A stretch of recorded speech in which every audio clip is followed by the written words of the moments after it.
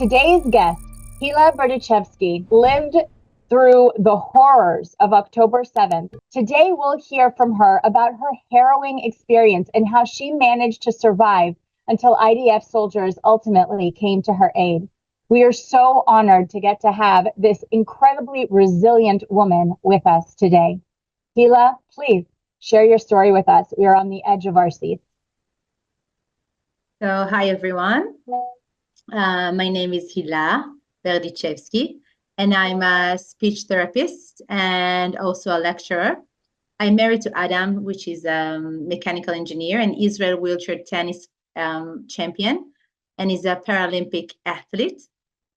And I'm a mother of two Yami, which is 10, Neta, which is 8, and the little one, 6 years old, Yuli.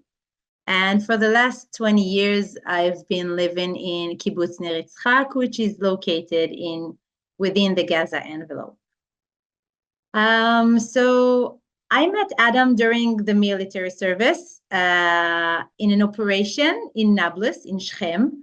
He was a fighter in Nahal, and I was a combat medic. And he pretended to be injured and happened to have to take off his shirt in order to show me his injury. And ever since we together. And Adam was born and raised in the kibbutz, so I followed him. And I think that I'll start by saying that what does it mean that living in a kibbutz? I mean, for a lot of people, they don't understand what it means to live in a kibbutz. So living in a kibbutz means community, freedom, open spaces, and open homes. And it means biking from one way to another. And as we used to say in the kibbutz, all the roads lead to the dining room, because whenever you go, you just go to and end yourself in the dining room. And our children learn to ride the bikes from day one. And it's a sense of community and happiness and freedom. But what does it mean living in a kibbutz within the Gaza envelope, within living 3 kilometers from Gaza Strip? So, I mean, it's really hard to say to you how it means that we deliberately chosen to live in a place where life is actually to live from one ceasefire to another. And we usually live under these circumstances for the past 20 years. And when I start and speak about having an alarms, it means that we have only exactly 15 seconds from the sirens begin until the rocket lands. 50 seconds, only 15 seconds. It means that you have 15 seconds from brush your kid from the toilet or from the bathroom or from the bathtub and take it to the safe room, or you have to go from the yard to the house in 15 seconds, or you have to get off your bike, lay over your children, and after the rocket fell, you continue and put them in your kindergarten and you continue going to work, because one or two or three alarms will cancel your work. So this is what it means to live under the attack of Gaza, being Gaza enveloped. And 20 years ago, before my children were born, I didn't think much about that, because alarm, you go to the safe room and then you continue with your life. But now when you have children, you have to be responsible not only for your own life, but for your children's life. And I think that started to be more sad. With that fear comes the sadness, because you see how they change, how they're feeling, getting changed from being free outside and riding their bikes and being with their friends. And with the second the alarm start, they start to have fear and to cry. So being a parent in Gaza envelope, I think, means that you always have to weigh the decision whether to leave or whether to stay. And I think that I always confide myself that gain that what they're worth living in a kibbutz is much more valuable than all the sirens and everything. But whenever I speak about it, that none of this thing that I spoke about it, never, we never thought about what happened during the October.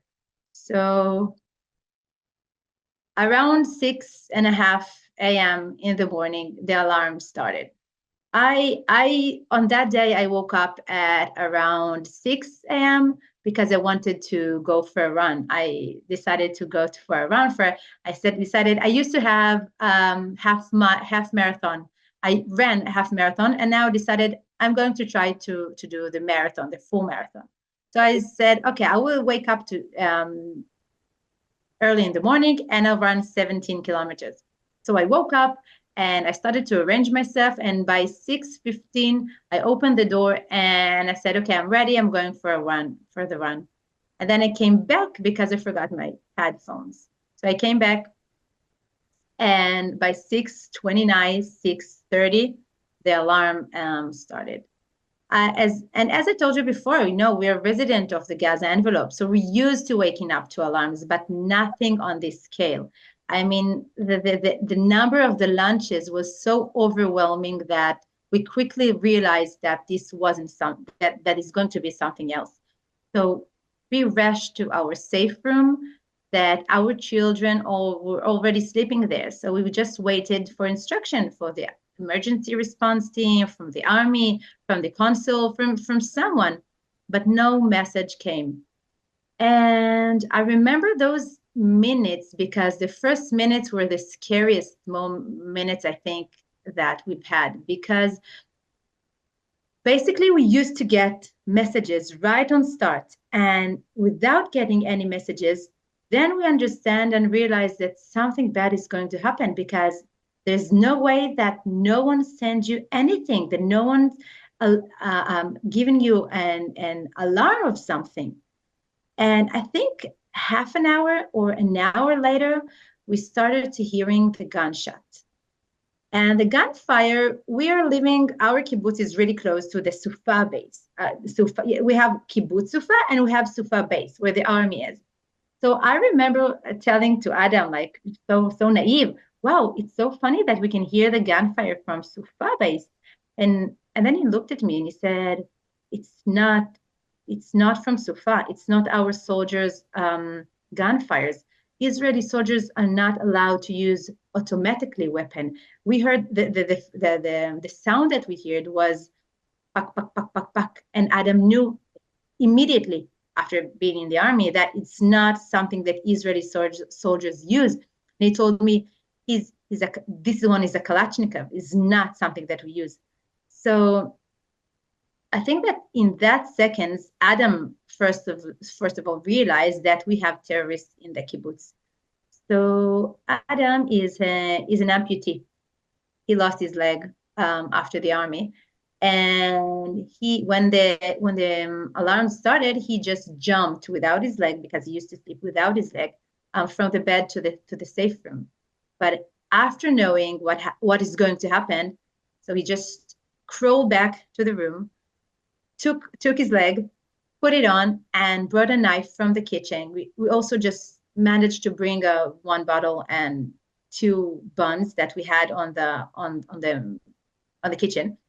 And then he immediately rushed back into the safe room and said, listen, we have a terrorist in the kibbutz. I don't know what's going on. We don't know what's going on. We got no messages, nothing, but something bad is going to happen. And for all these hours, we continued hearing the gunfires right close to our window, to our house. And we still didn't know anything. And I remember around 10 a.m. in the morning, I messaged a friend of mine, which is an officer in Sayeret Matkal, and I asked him what's happening, because every time there used to be alarms and out. So he just helped me and said, okay, it's going to be something. You should go and take your children elsewhere. So I text him, what is happening? I think we have terrorists in the kibbutz, because I didn't know nothing. We had no connection. We had no reception. We didn't know nothing. What's going on in Be'eri, what's going on in Iroz, nothing. So I just text him. And I remember him replying in this word. He told me, we're now on the way to Be'eri. I am so sorry, but I have nothing else to say to you except to hold the door tight. And I remember just reading it, and I just fell on the ground crying, because if he told me something like that, I mean, we're in trouble.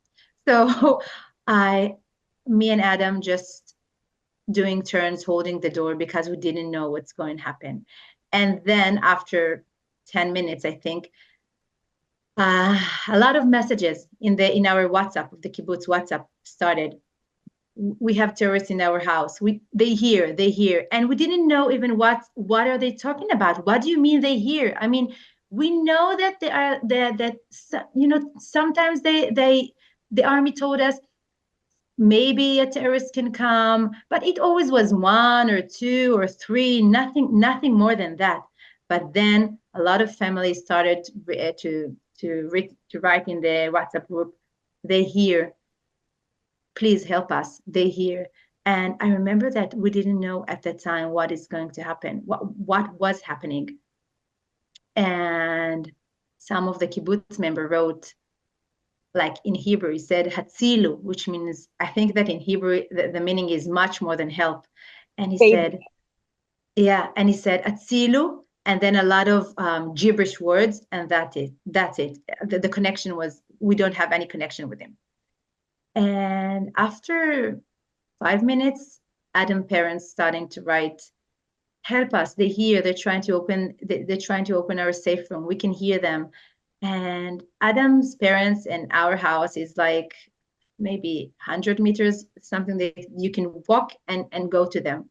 But we couldn't do anything. We were locked. We were in our safe room. They were in their safe room. We could not allow to go out. And we were crying. The kids were crying. Everyone was crying. I remember them writing messages of goodbye messages. We love you. We love you. We're so sorry. We love you. And help us. We don't know what to do. And during all that time, the terrorists were in their house for, I think, maybe 3 hours. And I remember Adam was so I think he was devastated, because the knowing that your parents are going to be dead and you can't do anything about it. And after an hour, which we were hiding in the bed, underneath the bed, covering ourselves in the dark. We didn't turn on the air condition or any fan, nothing, or the light, because we were afraid that if it would turn out, that they will know, they can hear us. And I think after 6 hours in the shelter, so my middle son, he fainted, and I didn't have anything to give him in spite of his pee, because we didn't have any water or food in the safe room.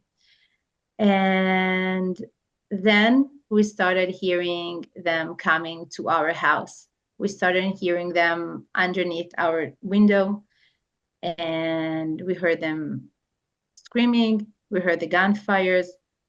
And I remember Adam took all of us together and just hugged us and hugged the children. Me and Adam were just like hugging them like that.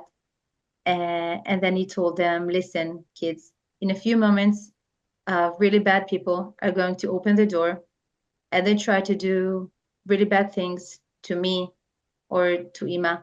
And we will try to protect you as much as we can, but you have to be brave and you have to be strong, and you have to remember that we love you, and just try and hide whenever you can underneath the bed. We didn't have nothing in the safe room, nothing except of 3 beds. And I remember just waiting. We just waited for them to enter the house and come in.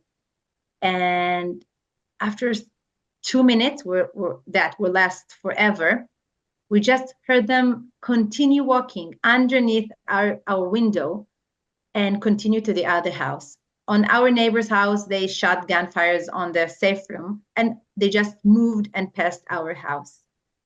And after 14 hours, long 14 hours, the army arrived and evacuated us to the children's house, like in the kibbutz, kindergartens of the kibbutz.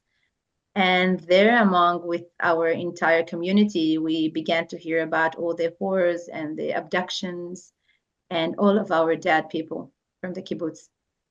And that's it. And after 2 days, because after 2 days staying in the kindergartens, because we still had terrorists inside the kibbutz, that the army was bravely fought them.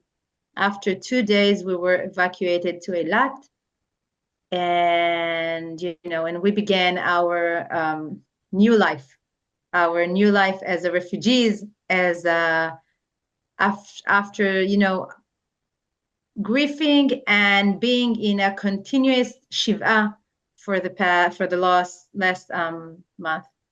And I think only then we knew what happened to all of our friends, all of our really best friends, because living in our council, in the Moatza, in the region, is a really small one. You happen to know everyone. And me, during my work, I happen to know a lot of kids, a lot of people from our region. So, and then we started hearing about all that happened. And I think that there's nothing that can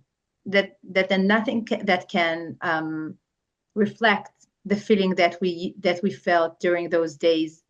And the crying, the amount of crying that we had, it's enormous. And now I know that now living here now, I know that we were actually saved, and we had such a luck to end as we ended, because things could have been so much worse.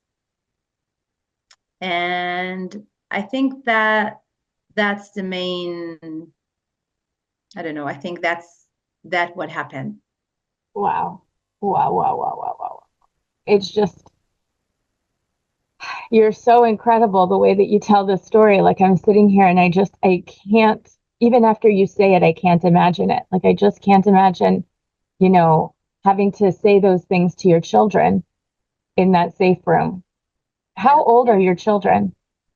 So I have my oldest 10, the second one, he's 8, and the little one is 6. And my middle one is also, he's diagnosed with PTSD ever since he was 5.5. I mean, he's the youngest child that being diagnosed in our council with PTSD, because we used to go to therapy, to the center of the therapy in Israel ever since he was 3 years old.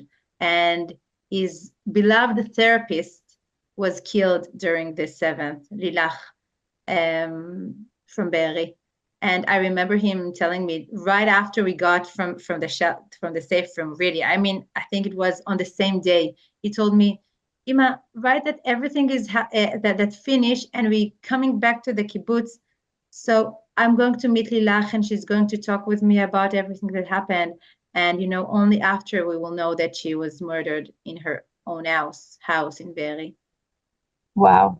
FIDF is doing this enormous effort around PTSD across the country. And this story just brings it to life, how soldiers and the families of soldiers and the families of everyone in the South, how every single person just needs this support. How have your children been doing since then? And how have you been doing in terms of PTSD? Like, when you think about returning home to the kibbutz, what kind of thoughts come through, occur to you after an experience like this? So as I told you before, and I think that the kibbutz is much more than a place that you live in. It's a community. It's something that is inside of you. I mean, my children all the time keep saying how they want to go back to the kibbutz. And because they remember all the good things that they used to have in the kibbutz. We don't live in the kibbutz because of, I don't know, a messiah ideology or something. We live in a kibbutz because we love to be close to the ground, because we're simple people, because we like to go to the fields and barefoot and run in the grass, and we love the simple life. And but as more than I speak about it, I understand that what we've been through is like a tattoo, because I can hide it, we can conceal it, we can not talk about it, but it will always be there. And I don't know, maybe 2 months ago, after we came here on the 1st of December. So it was a frost in Texas. So we had to stay at home. And we just played hide and seek in home. And my kids were just hiding inside the closet here in the house. And I remember my middle son, the one with the PTSD, told my older one, he just told him like in the middle of the game, wow, think about that. If we had this house in Israel, we could have had so many places to hide from the terrorists. And 2 days ago, my kid, I just peeked out of the window because I wanted to see if my husband is there. And she told me, she's 6. She told me, Ima, can you not do like this from the window? And I told her, why, Kitty? She told me, because it reminds me how you used to look from the window in the safe room and to see if you see the terrorists. And when you saw them, you told us to hide, and you and Dad said us all the things that they're going to come. I think that they will come again. And it never ends. It never ends. And on Friday, the teacher calls me in tears. She told me, Hila, listen, our fire alarm broke down today, and it was a little bit of maybe 2 seconds of alarm. And all the kids in the class were just raising up their heads and saying, what's going on? Your kid, your child, hide under the table, covered his ears, and start crying. And she was crying. The teacher was crying. She told me, I know everything that you've been through, but I've never thought that I would witness to this. I've never thought that I would see it like that. So I know that we want to go back to the kibbutz, but I don't know if not right now it's the right time for them to go back. Right. That totally makes sense. And in a moment, I am very interested in you sharing with our audience how you got from the kibbutz to Houston, Texas, which is where you guys are staying right now. But before we get there, I just want to back up for a second. It wasn't totally clear, if it's okay for me to clarify. Adam's parents, did they make it? Yeah, they did. What happened in their story? So in their story, the terrorists were in the house maybe 3 hours. They were just coming and going, and trying as much as they can to open the door. But they were so strong and resilient, so the terrorists could not open it. And after 3 hours, the soldiers came straight into their house and saved them before they came to all the other houses. So was that by chance? How did the soldiers know that? Because Adam's sister. No, because the soldiers arrived first of all to the people that the terrorists were in the house, because they wanted to, in order not to have more casualties and more abductees. So this is what they did. So first of all, they just go to their houses and then wanted to see if they're clean. But they're fine. Thank God. Thank God. Yeah. One of the questions I have is, some of the reports that came out of Israel was that sometimes the terrorists were wearing IDF uniforms that they had stolen. How did you know when the IDF eventually came that they were actually IDF? I mean, so we didn't know. Yeah, we didn't know that. And I remember that it was written in the kibbutz WhatsApp group, the soldiers are here, and all the other, the reaction were, how can we know if they're there? How can we know if they're for real? So one of the ladies in the kibbutz, she told me that when the soldier knocked on her door, she told him, I don't believe you. give me your ID number. So he just gave her the number. And she said, I still don't believe you. Sing me a song of Chava Alberstein, which is a really famous singer, but she's old one. So the soldier told her, I don't know any of Chava Alberstein's songs. So she told him, okay, so Hanan Ben Ari, which is a younger singer in Israel. And then he sang a song to her. So she opened the door. And then she wrote in the kibbutz, remember, they are for real. This is our soldiers. Oh. If you can explain what it was like to see them coming to the rescue, that you knew that it wasn't over. You still had 2 more days to spend, with terrorists on the loose. But if you can share with us what it was like when you knew that at least help had arrived, how it was for you, it was amazing. I mean, the moment that we knew that the army has entered the kibbutz, we felt safe. I mean, I knew for sure that I can open the mamad, the safe room, and I can bring water for the kids, because we didn't have water for so long time.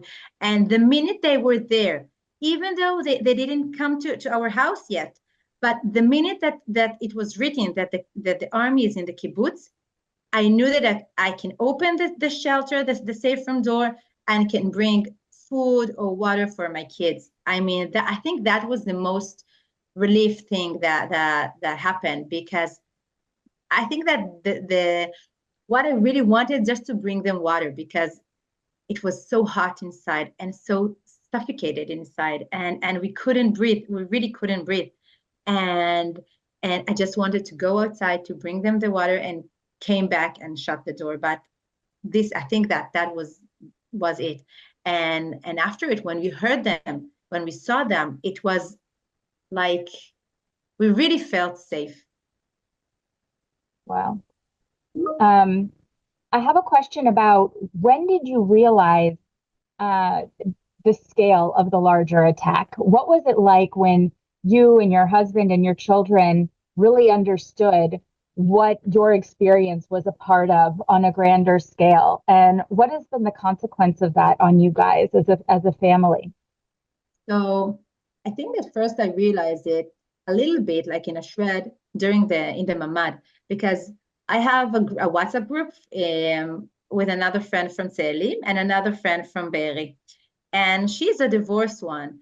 And I remember that we wrote to her, what's up? What's going on? I think that we have terrorists in our kibbutz. Have you found any hot looking guy terrorist? Because we've always laughed about it. And she wrote me, you don't know what's going on here. All the houses are burned. It's a hell. It's a hell. This is what she wrote me.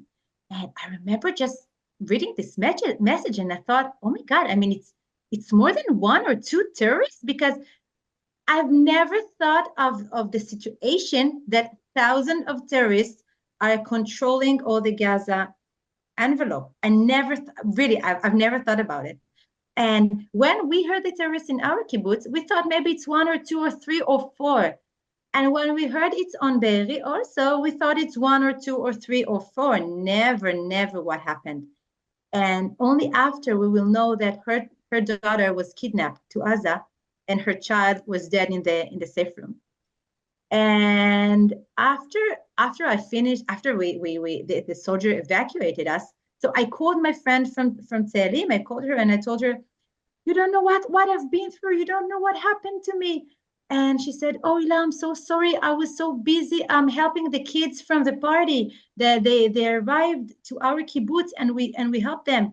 And I told her, what party are you talking about? What kids are more important than me? I mean, I didn't even know what happened. And I think that the only time that we realized what really happened was in Eilat, in the hotel, when a lot of friends from us, from Niroz and from all the other kibbutzim, and we met them, and then we started to hear all the atrocities that were happening, that happened to them and to our kibbutz, because only then in the hotel we saw that we have a lot of missing people. Now that we know that are dead or abducted, or being hostages in Gaza. So I think that it never even I think that even now it's not even sank through me. Right. I mean, thank God there's so many miracles in your story. Thank goodness you and your family are all right and that you're able to tell us this firsthand account. It's truly incredible. I did want our audience to get to hear about where you guys are at now. And you're representing Israel on the global stage in many ways. To get to the root of the story, I'd love for you to share with our audience, this actually wasn't the first time that you and your husband had escaped death. It's happened before. Can you share that story with us? So after the army, me and Adam went to the trip, like all the soldiers that finished the army do. So we chose Australia and New Zealand. And after 11 months of really amazing trip, we finished in Thailand. And we went to some island tour in Thailand. We went up on a yacht. It was a small one. And I remember it really like it was yesterday, but it was in 2007. And the sky were crystal clear. The sun was there. The no clouds in the sky, nothing. And I remember Adam looking at the sky, me and him standing on the yacht with another 60 people. And then he told me, go and put your life jacket on. It's going to be a monsoon. And I looked at him and laughed and I said, what are you talking about? Look at the sky. He said, just go and put your life jacket. And he went from one person to another and just convinced them to put the life jacket. Because he told them it's going to be a monsoon. And told me we have to jump from the boat. And I told him, what are you talking about? Look at the sky. After 10 minutes, I really think 10 minutes it was, a monsoon started. And how did he know? I don't know. He happened to have this thing. He looks at the sky and he can know exactly when it's going to be rain. He can tell you by the I don't know, the shape of the clouds. I don't know. It's going to be rain in 3 minutes and it's going to be rain in 3 minutes. Really like that. And it's something that he really likes. Yeah. So so all of a sudden the monsoon started and the waves were like in the height of a roof. And the boat was like this, and it was rumbling, and it was really like a storm. And after 3 seconds, the boat started to sink like this, like in Titanic.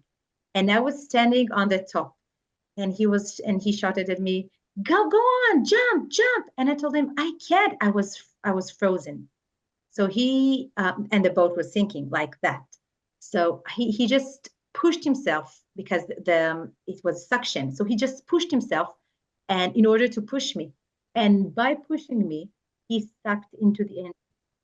And I remember me in the water after it, and I looked for him, and then I saw him in the middle of the ocean with a circle of blood around him, and he was just screaming.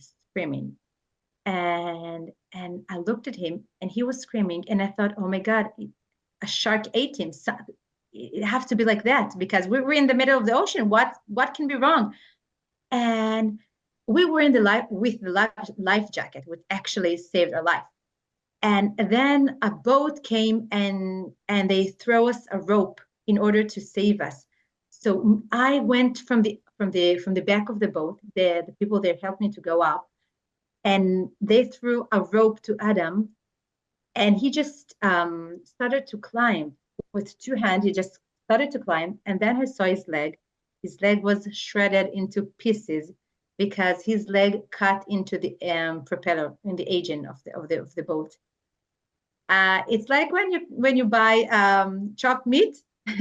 So that was what it was.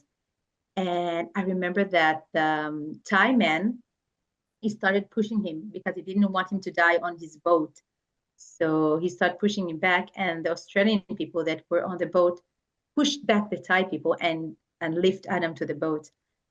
And then we were evacuated back to Phuket Hospital.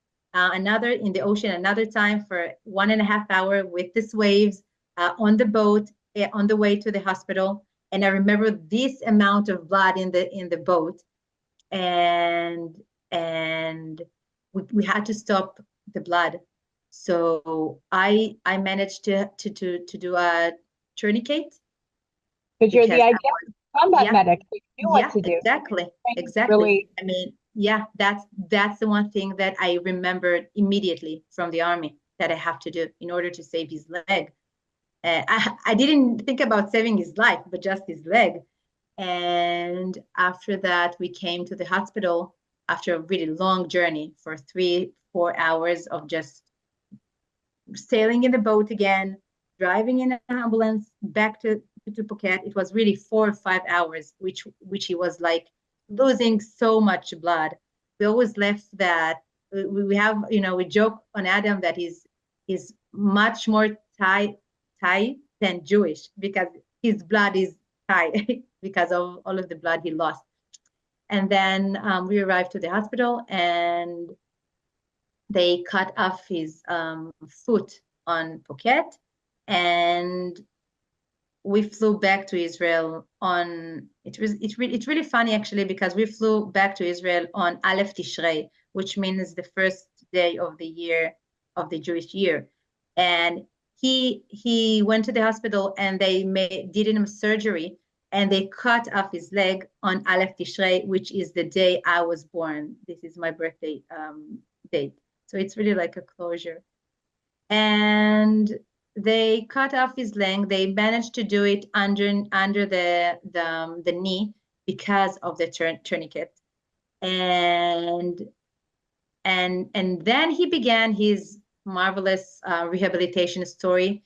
He's now practicing in wheelchair tennis, and he's #1 wheelchair tennis player in Israel, and he's a Paralympic athlete, which means he's going to Olympic Games. So right after the 7th, we couldn't even think about anything else. But after 2 months, the Olympic Games are going to happen in August this year in France. So he said, okay, I have to participate in tournaments in order to be qualified to be in the Olympic Games. But then he tried to enter the tournament in Europe, but he couldn't participate there because of the anti-Semitism and because of the security that he had in order to be there. And we had a friend in Texas, Houston, which told us, come over here, Adam can practice here. And we thought, no, what we're going to do here in Texas? We never heard about this country before. And we eventually finished here. And for the past 4 months, Adam is here and we are here. And he's been doing tournaments in all over the US, in Atlanta and Florida and Canada and California. And now in 2 days, he's going to participate in tournaments in Brazil and Chile and Canada. And I just cross fingers for him so he can be qualified for the Olympic Games. It's incredible that he's had this way to focus in the aftermath of October 7th, this way to redirect his energy and to show the incredible resilience of the Jewish Israeli people. I can't even begin to come out of that experience of October 7th and then to show up and to compete and to represent Israel in such an excellent way. It's just astounding. Kol hakavod. And to be able to share your experience with audiences here in a very in a very unusual way, through sports, through this different arena. And that must be an incredible experience for you and your family. Of course. And, all the anti-Semitism that he's faced to in his tournament, because a lot of people, he always tell me, I deal with so much ignorance with people that doesn't know a thing about what happened during the October 7th. And I think that we are some kind of representatives of what happened during the October 7th, because a lot of people don't have they wouldn't have the chance to meet person to person with someone that had actually been in the October 7th, like to hear it from first testimony. 100%, 1,000%. You're definitely an emissary in a sense, being able to touch people who aren't getting accurate information, are disconnected from it altogether. You're absolutely a shaliach in a way, yeah, exactly. of what happened. I want to ask you. Sorry, go ahead. Yeah, so I just wanted to add that I think that hearing us as a kibbutznikim, that people that live in a kibbutz, that most of us has those left wings politics ideas, are even more strong because they knew, everyone knows that we are coming from peace and peace thoughts. And after what we've been through, I think that all of us, all of our opinions are a little bit shifted and changed. And I think that is give more people the understanding of what really happened to us. Absolutely. I think you're absolutely right. So many people who are in that arena, so many in that area, so many people who are at the Nova Festival are these people who champion coexistence, and that's their orientation and that's their vision. And it didn't matter. There was just, it didn't matter. No one was saying, well, what are your views on this? And then discerning the outcome of that person, based on who they were at all. Like, it was just a killing spree. Very, very, very, very scary. But your testimony is so powerful. In connection with Adam and his competitions and his attending, hopefully the Paralympics in Paris this August, how does he feel about attending and participating, given what's been going on in Turkey and that several, European events were canceled because of anti-Semitism? We just seen the Jewish team, the Israeli under-19 soccer team in Norway that was attacked by that hateful mob. And the situation, that situation in Norway, I really feel was like a microcosm of what Israel is up against. Here is this mob consumed by groupthink and hatred, and they're attacking a bunch of teenagers. We have to wonder what would have happened if the police hadn't have been able to keep them away, and this is a way that these groups are trying to shut Israel down, trying to, make the athletes afraid to participate, make the organizers afraid to continue, all the while demonizing Israel, isolating them. How is your husband considering that, what that experience could show up as in light of these current events? Listen, I think that as an athlete that used to travel a lot in tournaments, he has been doing it for the past 12 years. So he's been traveling all over Europe and Japan and Korea, whatever, just in the globe, and he was there. And he told me every time there is an anti-Semitism. It has been, it always has been. But I think that we, as an Israeli, we never thought about it too much. And, after the 7th, we thought that the whole world will be with us, and that will stand behind us. And we felt betrayed a little bit from the world, but the world was never with us from the first time.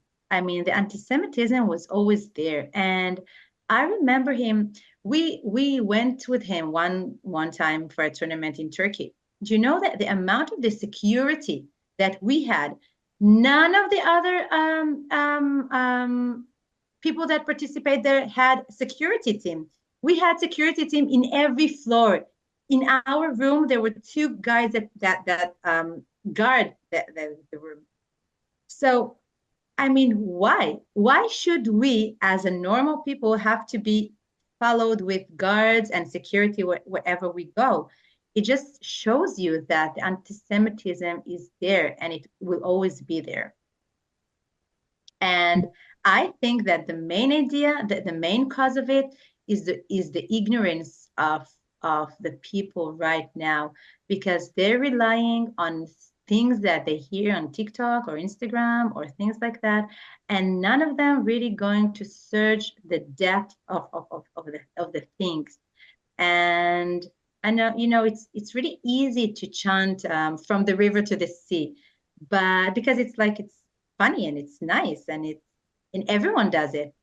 But just go and see what is this that you're chanting. Absolutely. And your husband is so incredible that even in the face of that he is persevering and committed to defending Israel, defending and representing Israel on the global stage, and continuing knowing the climate that he's walking into. And even after going through that incredibly traumatic experience of October 7th. We always hear about Israeli resilience, but your family takes it to a new level. You guys really take it to a new level. What is the secret, if you could share, that enables you and your family and what you're passing on to your children, this attitude, this mindset to continue pressing forward? You know what? In a matter of fact, I think that we are learning from our children, because our children have gone a lot ever since the 7th. And we, as an adult, I mean, I remember myself for 2 months, I was like a zombie. I was crying for everything. I would just go and cry. I would just stare at you and cry. I was crying so much because I thought that, I mean, I saw the death in front of my eyes. But the kids, I mean, after one day in the hotel, they were laughing and playing with each other and just, running from place to place. And I remember hearing my little one, she told me, "Oh, Fima, it's not fair that some of the girls got Lego and all the other presents."